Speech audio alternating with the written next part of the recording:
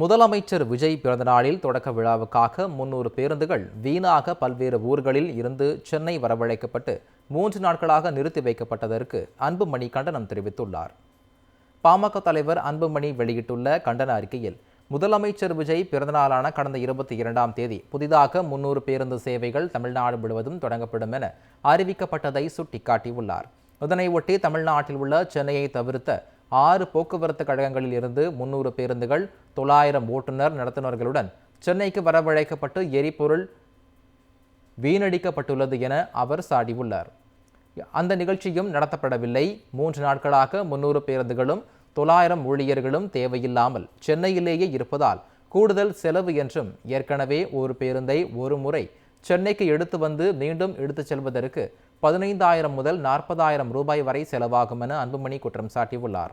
கடுமையான எரிபொருள் தட்டுப்பாட்டின் போது தேவையில்லாமல் பேருந்துகள் சென்னை வரவழைக்கப்பட்டது கண்டனத்துக்குரியது என்றும், மனித வளம் எரிபொருளை வீணடித்தவர்கள் மீது நடவடிக்கை தேவை என்றும் தாவேக அரசுக்கு அன்புமணி வலியுறுத்தியுள்ளார். முதலமைச்சர் விஜய் பிறந்தநாளில் தொடக்க விழாவுக்காக 300 பேருந்துகள் வீணாக பல்வேறு ஊர்களில் இருந்து சென்னை வரவழைக்கப்பட்டு 3 நாட்களாக நிறுத்தி வைக்கப்பட்டதற்கு அன்புமணி கண்டனம் தெரிவித்துள்ளார். பாமக தலைவர் அன்புமணி வெளியிட்டுள்ள கண்டன அறிக்கையில், முதலமைச்சர் விஜய் பிறந்தநாளான கடந்த 22ஆம் தேதி புதிதாக 300 பேருந்து சேவைகள் தமிழ்நாடு முழுவதும் தொடங்கப்படும் என அறிவிக்கப்பட்டதை சுட்டிக்காட்டியுள்ளார். இதனை ஒட்டி தமிழ்நாட்டில் உள்ள சென்னையை தவிர்த்த 6 போக்குவரத்து கழகங்களில் இருந்து 300 பேருந்துகள் 900 ஓட்டுநர் நடத்துனர்களுடன் சென்னைக்கு வரவழைக்கப்பட்டு எரிபொருள் வீணடிக்கப்பட்டுள்ளது என அவர் சாடியுள்ளார். அந்த நிகழ்ச்சியும் நடத்தப்படவில்லை.